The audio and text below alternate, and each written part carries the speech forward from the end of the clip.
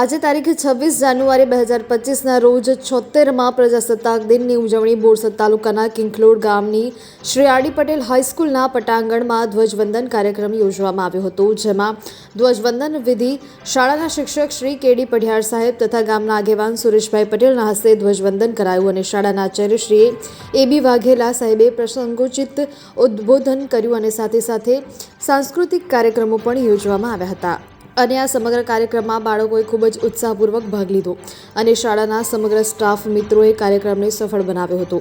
આ કાર્યક્રમ દરમિયાન ગામના નાગરિકો, ભૂતપૂર્વ વિદ્યાર્થીઓ અને ભૂતપૂર્વ આચાર્ય અને શિક્ષકોએ પણ ભાગ લીધો હતો અને બાળકોને પ્રોત્સાહિત કર્યા હતા। સાથે સાથે શાળામાં બાળકોની સુવિધાને ધ્યાનમાં રાખી દાન પણ અર્પણ કર્યું હતું।